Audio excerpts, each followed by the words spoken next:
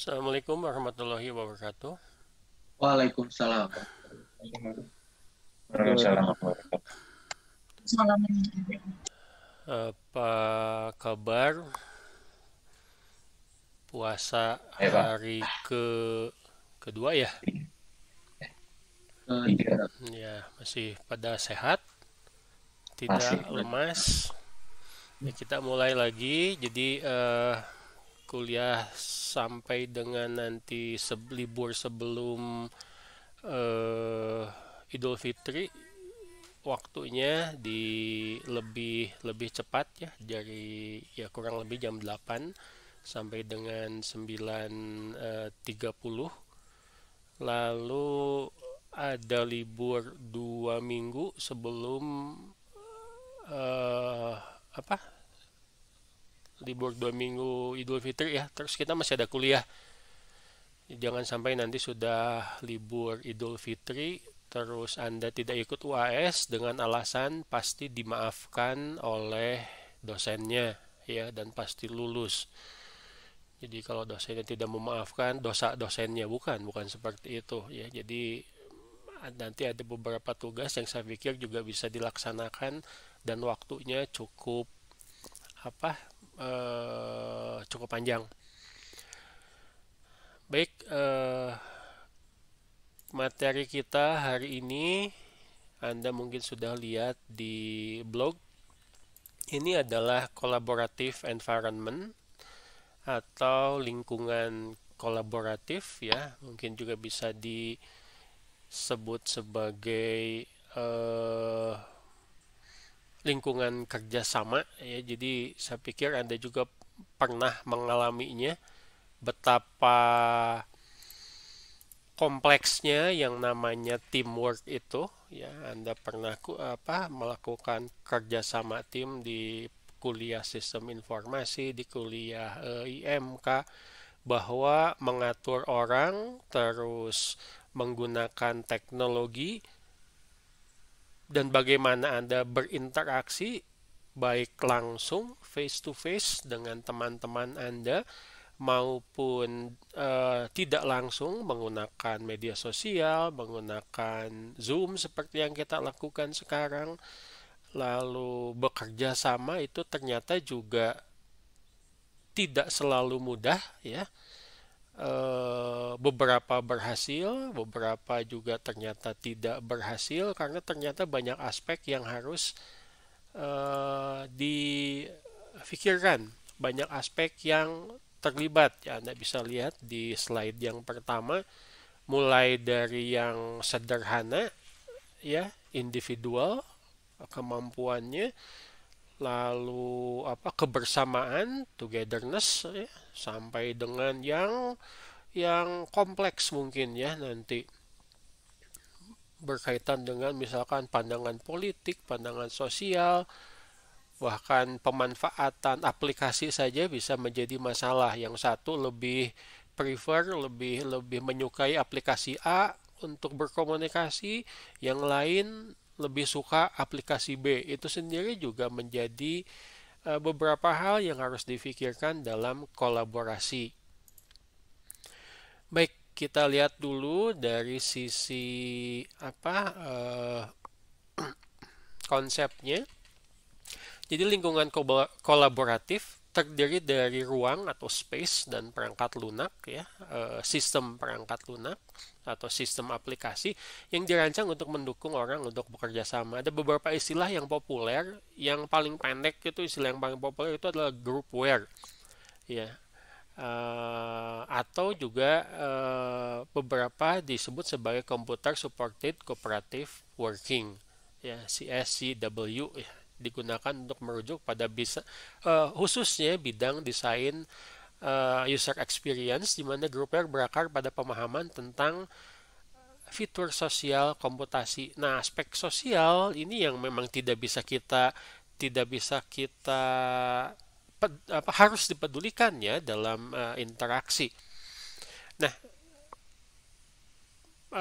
penggunaan groupware maupun CSCW ini untuk tahun-tahun belakangan ya juga banyak menggunakan dukungan media sosial. Ya, contoh paling sederhana adalah pada saat Anda melakukan komunikasi kerjasama, tugas kuliah mungkin ya, banyak menggunakan WhatsApp ya, mengirim file menggunakan email ya, atau mungkin juga apa itu, fasilitas Google yang lain mungkin ya.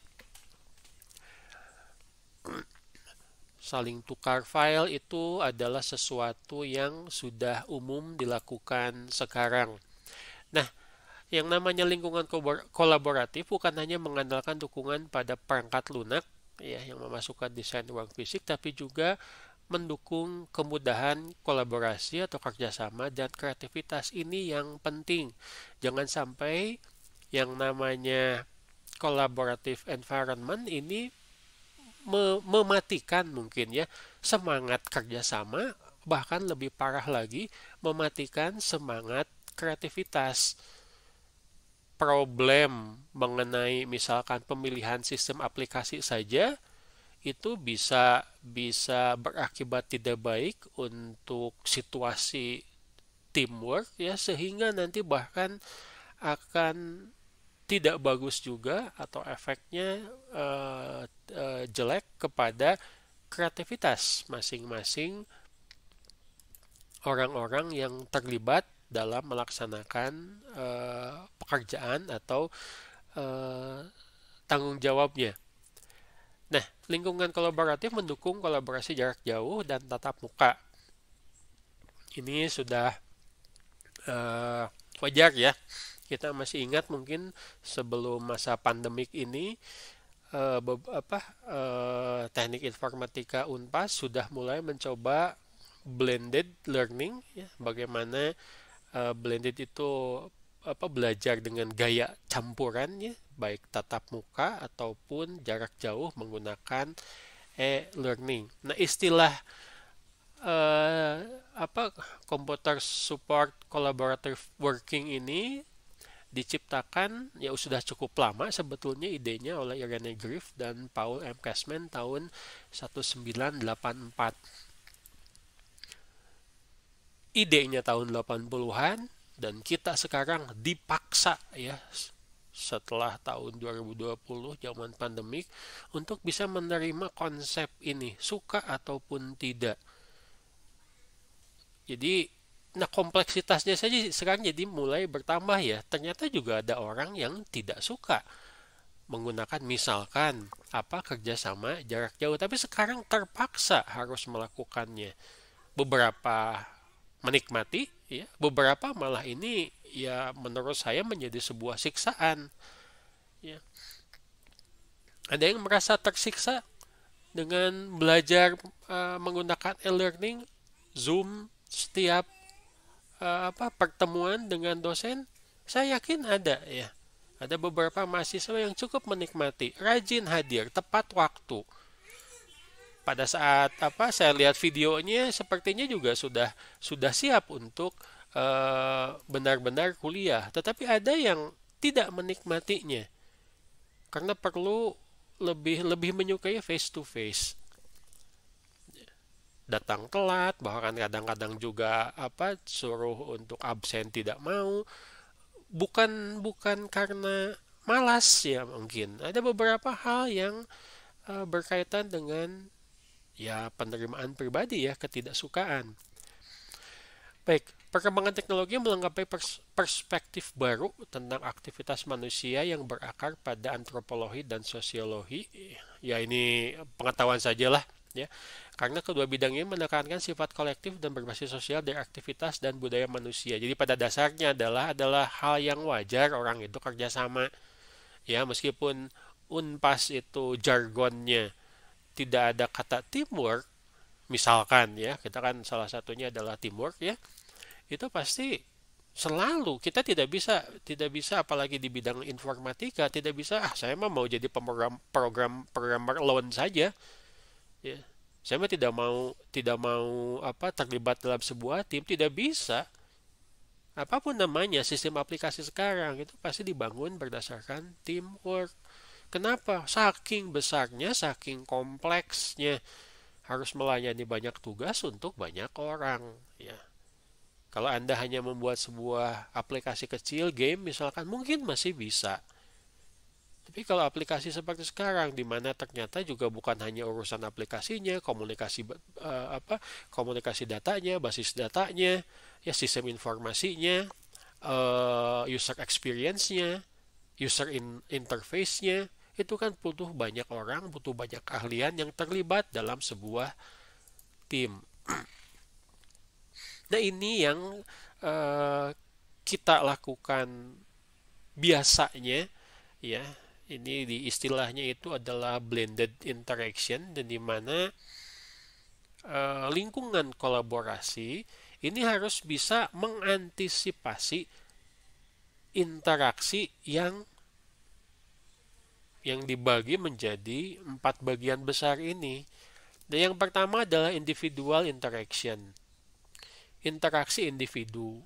Anda berinteraksi dengan aplikasi, dengan sistem aplikasi tertentu.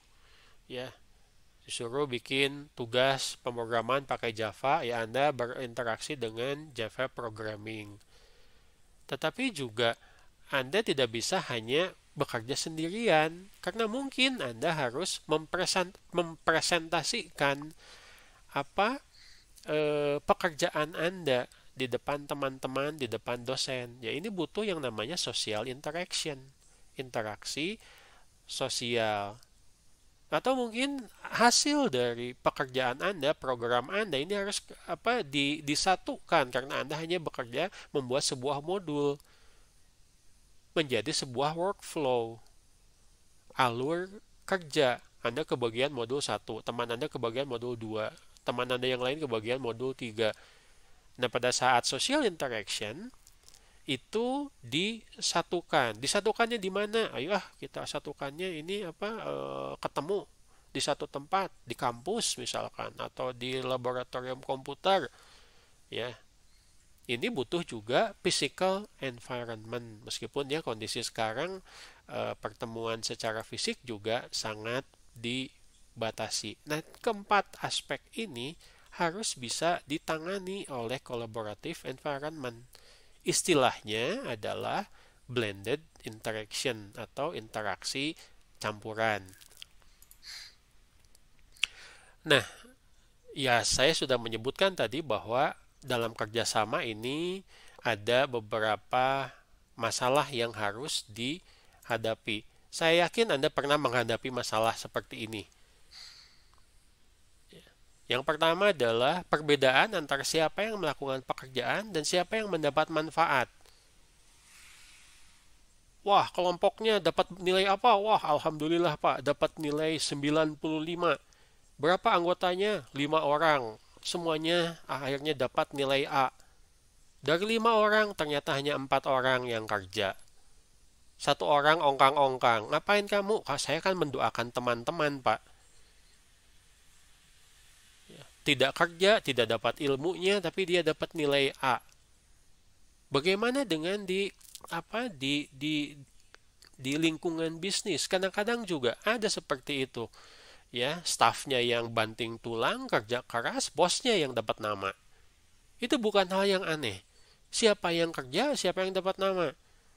Wah, menterinya dipuji sama presiden, padahal yang kerja keras, kerja 7 kali 24 jam sampai meninggalkan anak istri, itu adalah staf ahlinya. Sementara siapa? Si menterinya itu malah jalan-jalan sama keluarganya. Ya, dengan alasan cari ilham atau apalah gitu ya. Nah, hal-hal seperti ini kan menjadi masalah dalam kerjasama, akan berakibat tidak baik dalam kerjasama. Yang kedua adalah masa kritis. Masa itu adalah kumpulan orang, ya. Jadi di sini maksudnya adalah orang-orang yang bekerja sama itu masing-masing harus punya critical thinking yang bagus. Ada isu sosial, ada matriks ruang waktu, matriks ruang waktu seperti yang kita lakukan sekarang. Ya, saya tidak tahu nih, di antara yang masuk kuliah rekayasa interaksi, ada yang di Indonesia, waktu Indonesia bagian tengah tidak? Atau jangan-jangan waktu Indonesia bagian timur? Ya, salah satu kuliah saya ada yang kuliahnya itu dari Sulawesi. Waktunya beda kan? Itu saja sudah menjadi problem. Mereka harus menyesuaikan diri. Dan yang terakhir adalah artikulasi dan kesadaran. Kita akan bahas satu-satu. Baik, ini tadi sebetulnya sudah kita sedikit ya. Nah, bagaimana sebetulnya yang namanya perbedaan antara siapa yang melakukan pekerjaan dan siapa yang mendapat manfaat ini bisa sedapat mungkin ya semuanya ini mendapatkan manfaat. Jadi bukan hal yang aneh bahwa seorang supervisor atau kalau misalkan Anda buat teamwork yang jadi ketua regunya, yang jadi bosnya mungkin kalau di sebuah perusahaan, ini menggunakan aplikasi kalender atau manajemen proyek ya, misalkan Google Calendar. Ini digunakan untuk mengatur pekerjaan, memberi tanggung jawab kepada orang, memberikan target ya dan seterusnya. Nah, tetapi pada saat membagi ini juga membagi pekerjaan ada beberapa hal yang harus diperhitungkan. Kadang-kadang orang akan merasa bahwa pembagian pekerjaan itu akan mengganggu waktu luang atau privasi. Jadi silahkan mereka mendapatkan tanggung jawab, tetapi juga reward dan punishmentnya juga jelas. Jadi pada saat membuat jadwal atau kalender untuk menyelesaikan pekerjaan, ini pastikan bahwa setiap orang memahami manfaat dari pekerjaan yang akan dilaksanakan, keuntungannya, dengan memperhatikan masalah-masalah yang misalkan berkaitan dengan waktu luang atau privasi. Orang itu tidak mungkin kerja 7 kali 24 jam. Ada aturan-aturannya. Kalau kerja lebih dari sekian jam ini kena waktu lembur misalkan. Ya. Jadi tidak bisa seorang supervisor, bos itu berperilaku seperti diktator. Yang diatur ini manusia, ya. Bisa mungkin berlaku diktator, tapi tadi ya kita ingat bahwa perilaku seperti itu akan menekan bahkan menghancurkan kreativitas. Jam kerja harus diperhatikan. Ya, kapan mereka diberikan waktu misalkan untuk istirahat sehingga misalkan bisa berkumpul dengan keluarga atau bersantai, relaksasi. Tingkat stres dalam pekerjaan juga agar diperhatikan. Jangan sampai misalkan pekerjaan diberi waktu 3 bulan, 2 bulan pertama santai-santai, ya, bulan ketiga kerja kayak dikejar setan, sampai kurang tidur, ya, pekerjaan selesai, ya, tapi 80% anggota tim masuk rumah sakit karena sakit kuning misalkan atau apalah, ya jangan sampai seperti itu. Baik. Yang kedua adalah masa kritis, critical mass, ya. Kalau kita mendengar masa nanti kita peserta demonstrasi, bukan seperti itu. Agar efektif kerja kelompok membutuhkan masa kritis dari kumpulan orang untuk berpartisipasi. Semuanya memiliki kemampuan yang kita sebut sebagai critical thinking. Bagaimana bisa membantu seperti itu? Ya butuh sistem aplikasi yang memudahkan untuk menggunakan pemikiran mereka. Salah satunya misalkan kita umumnya menggunakan email, tertulis ada bukti hitam di atas putih. Ya bukan hal yang aneh bahwa sebuah perusahaan sekarang banyak mengeluarkan peraturan. Satu, berkaitan dengan ini menghargai critical thinking. Orang yang punya ide sok silakan email ke bosnya. Tetapi juga harus memperhitungkan hal-hal yang lain, misalkan bahwa menggunakan email harus menggunakan email perusahaan. Karena mungkin ada kekhawatiran, ada informasi-informasi yang penting jangan sampai bocor ke pihak luar. Hal seperti itu tetap harus perhatikan. Email juga untuk siapa? Ada aturannya, hanya untuk atasan atau untuk bisa disebar ke semua anggota kelompok atau hanya untuk sebagian anggota kelompok saja. Ini harus ada sebuah sistem aplikasi yang bisa membantu menyalurkan critical thinking dari para anggota tim. Dengan segala macam kegiatan kelompok, ya, maksudnya kegiatan dalam melaksanakan sebuah tugas atau mungkin proyek, hanya ketika ada pengelolaan masa kritis orang yang baik menjadi bagian satu kelompok akan bermanfaat. Kalau orang punya ide yang dia harapkan akan membantu terlaksananya tugas, tapi idenya tidak didengar, itu dijamin bahwa, atau idenya tidak bisa disampaikan, dijamin bahwa critical thinkingnya akan hilang. Kreativitasnya juga akan, ngapain saya mesti capek-capek menyampaikan pendapat, saya tidak diberi jalur untuk menyampaikan pendapat. Saya mah pasif sajalah. Gimana si bos disuruh ya kerjakan, tidak disuruh mah diam saja. Rasa memilikinya juga menjadi rendah. Kebersamaan dalam sebuah kelompok, apalagi kalau misalkan kerjanya itu jarak jauh, remote, ini akan semakin tidak terbangun. Ini juga jadi problem, isu sosial. Ya, paling sederhana saja, isu sosial. Ayo kita rapat. Ya, misalkan bosnya bilang rapat. Ternyata anak buahnya mayoritas agama Islam. Rapat dimulai pada saat azan asar misalkan. Kan ini jadi masalah. Ya, semua datang telat. Wah, si bosnya marah-marah. Salah si bosnya sendiri, dia tidak punya pemahaman. Ini ada hal-hal mengenai isu sosial yang harus diperhatikan. Ini waktunya sholat. Ya, kalau mau mungkin ada break dulu atau apa sehingga pekerjaan nanti bisa dilaksanakan. Apalagi bulan puasa sekarang, ya, sebaiknya sholat tepat waktu. Kerja kooperatif bukan hanya kegiatan rasional, tapi kegiatan yang dibangun secara sosial. Nah, ada motivasi, ada politik yang saling bergeser dan mungkin saling bertentangan dari tiap-tiap orang yang terlibat. Melakukan navigasi melalui lingkungan ini menggunakan pengetahuan tentang orang lain. Orang lain di sini adalah anggota tim yang bekerja bersama. Ini harus dipandu oleh konvensi sosial. Ya, contohnya paling sederhana, ya seperti yang kita lakukan sekarang. Bagaimana misalkan pada saat Zoom meeting, ini banyak sekali kejadian. Ya, ada suara-suara terekam yang mengganggu. Ya, saya pernah dengar berita, ya, ada orang mau wawancara kerja, terus yang wawancara kerjanya sudah diwawancara, ternyata si orang yang mau wawancara kerja ini tuh menilai negatif. Menilai negatif bukan orangnya, tetapi tempat di mana dia melakukan Zoom meeting. Nah, pada saat dia menilai negatif, ya dengan kata lain mungkin rada menghina juga, ya, dia lupa untuk mematikan suara sehingga kedengaran sama yang sedang diwawancara.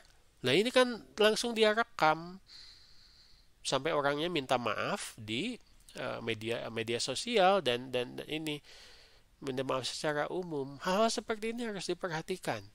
Ya, ketidaktahuan mengenai teknologi, berbicara ya seenaknya juga tidak bisa sama seperti kita melakukan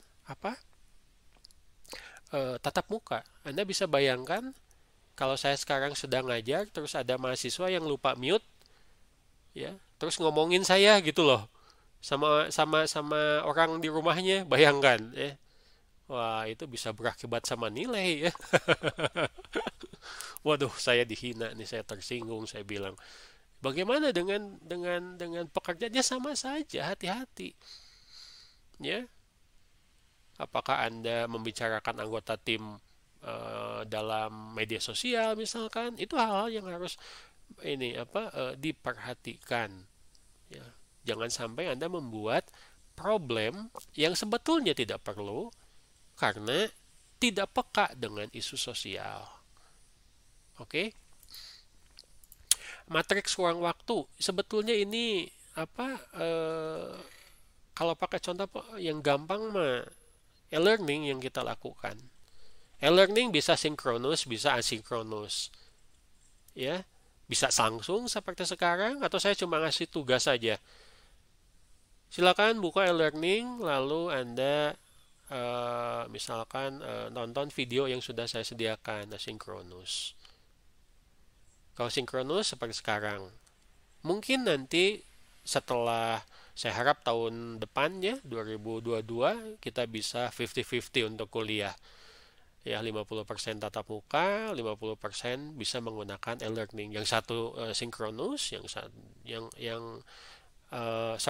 satu ini adalah same place ya, co-located, ada di kampus.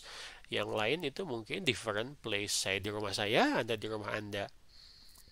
Ada face to face interaction, ada continuous test, ya. Ada pekerjaan yang ada tugas satu nanti dilanjutkan ke tugas dua, ada remote interaction seperti yang kita lakukan sekarang, lalu ada communication dan coordination. Nah ini yang ketiga nih saya rada bingung. Ya biasanya kan menggunakan email, biasanya kan menggunakan blog, biasanya menggunakan apa itu media sosial. Tapi ternyata ada beberapa mahasiswa di kuliah yang saya ajar itu tidak paham komunikasi memanfaatkan media sosial itu adalah bagian dari pekerjaan Anda sebagai mahasiswa. Ya, ada yang tidak mau masuk ke grup WA. Ya. Ada yang sudah masuk grup WA itu keluar.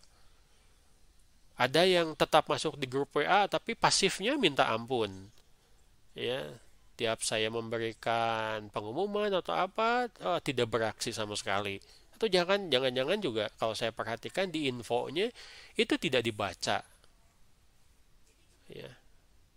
Beberapa hari kemudian pada saat mau misalkan mengumpulkan tugas, baru yang nanya di grup WA, ini tugas apa? Loh kan sudah dipengumumkan di media sosial yang sama. Hal-hal seperti itu harus diantisipasi mengenai matriks ruang waktu. Yang terakhir adalah artikulasi kesadaran ya, agar sejumlah individu dapat berkolaborasi dalam suatu kegiatan. Mereka harus mengatur membagi kegiatan menjadi tugas-tugas individu. Artikulasi ada pembagian tugas yang adil ya, yang menguntungkan untuk semua pihak dan ya dilakukan atas kesadaran pribadi bahwa ini memang untuk mendukung tugas kelompok. Ya, artikulasinya bagus, ya pembagian tugasnya bagus, tapi masing-masing tidak punya kesadaran bahwa ini adalah tanggung jawabnya, ini tidak akan berjalan dengan baik. Masing-masing punya kesadaran bahwa ini pekerjaan harus dilakukan, tapi ternyata pembagian tugasnya nggak benar. Itu juga tidak bagus. Oke. Nah, ini ada sebuah framework atau kerangka kerja tacit framework ya. Tacit ini bukan artinya kita ke sistem manajemen pengetahuan ya, karena ini tacit ini adalah singkatan, ini diciptakan oleh Benyon dan Mival tahun 2015, singkatan dari territoriality, awareness, control, interaction, dan transition. Anda lihat huruf depannya ya itu disingkat menjadi tacit ya. Senang banget kan kita bikin singkatan-singkatan yang membentuk sebuah kata ya. Ini juga supaya mudah diingat. Oke, kita bahas satu-satu. Ini sebetulnya membahas apa yang awal tadi kita lihat ya, bahwa kalau bekerja collaborative environment itu pasti berkaitan dengan ruang fisik ya, ruang digital ya, dan ruang campuran atau blended space.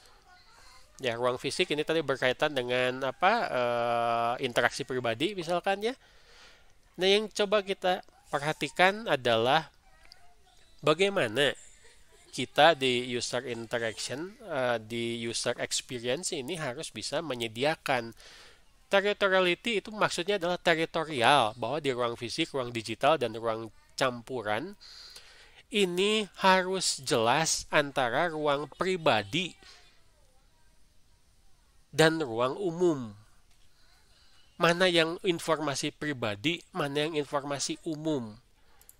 Mana pekerjaan yang akan dinilai sebagai pribadi dan mana pekerjaan yang akan dinilai sebagai umum. Mana file yang akan dianggap sebagai file pribadi sehingga harus diproteksi dan mana file yang wajib bisa diakses oleh teman-teman dari satu kelompok. Itu sebetulnya dari teritorial. Ya, jangan sampai Anda menggunakan media sosial misalkan urusan pekerjaan tapi japri. Jadi tidak jelas. Seakan-akan ada sesuatu yang dirahasiakan dari teman-teman satu kelompok. Itu menjadi tidak sehat. Satu, ada perilaku, ada interaksi. Dua, penggunaan ruang digital, yaitu media sosial. Saya yakin Anda akan tidak suka ya jika saya jam 9 malam hanya untuk mengumumkan besok itu kuliahnya asinkron itu minta pakai Zoom. Itu akan sangat menyinggung Anda karena akan mengganggu ruang pribadi Anda. Waktunya sholat Pak sekarang tuh. Saya mau tahajud. Saya lagi baca Quran bulan puasa. Kalau cuma ngasih pengumuman lewat WA saja, nanti saya baca kalau saya sudah beres baca Quran. Begitu kan ya? Itu contohnya. Ya, perilaku saya ini sangat tidak memahami teritori. Kalau saya minta waktu Zoom pada saat jam kuliah, ya itu wajar. Yang kedua, awareness. Awareness itu adalah kesadaran. Ya, bahwa ini adalah kerja tim. Baik di ruang fisik, di ruang digital, di ruang campuran, Anda harus memahami. Anda harus sadar bahwa mungkin pekerjaan yang Anda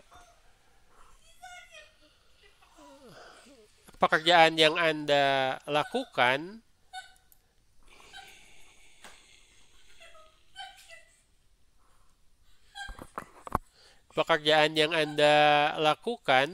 itu akan berakibat kepada orang lain dan pekerjaan yang orang lain lakukan itu akan berakibat kepada Anda. Ya, disuruh bekerja, santai aja. Tidak bisa ya, ada orang lain yang mungkin menunggu hasil pekerjaan Anda. Kesadaran seperti itu penting. Baik langsung ya face to face maupun diwakili oleh ruang digital. Biasanya kan pekerjaan ada target ya, target pencapaian. Anda sudah biasa kan dalam sebuah tugas kelompok ya bilang sama satu teman, ini mesti beres nih weekend ini hari Sabtu ini. Kalau tidak nanti pekerjaan kita semuanya bisa ini ada waktu kritisnya ya. Kalau di manajemen proyek itu kita mengenalnya sebagai critical pathway.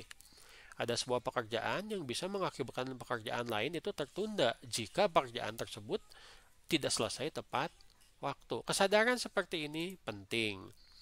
Lalu ada kontrol, kendali. Ya. Izinkan gerakan orang untuk memungkinkan bergerak ke posisi kontrol. Orang itu tidak bakalan suka bekerja untuk pekerjaannya, tanggung jawabnya, tapi dia tidak pegang kendali. Ya.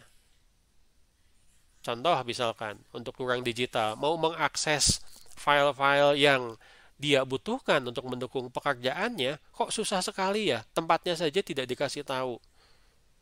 Tempat penyimpanannya tidak jelas misalkan.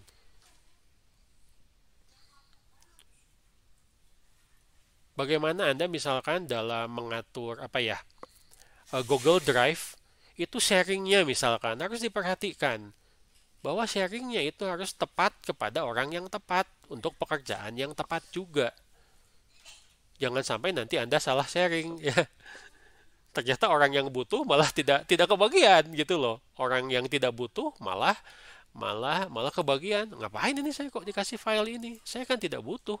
File yang saya butuhkan malah tidak dibagikan. Hal-hal seperti itu harus bisa dikendalikan.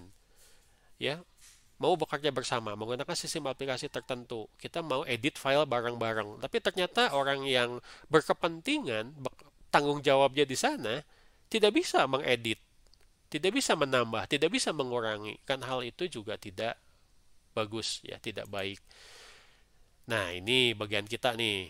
ya, interaction.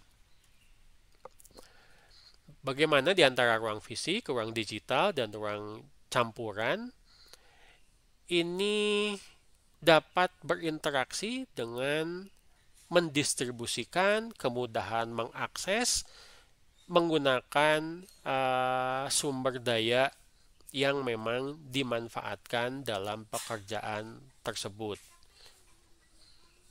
Bagaimana kita menciptakan interaksi yang misalkan memahami isu-isu sosial, bagaimana kita menciptakan sebuah cara interaksi yang nyaman sehingga bisa mendukung apa ya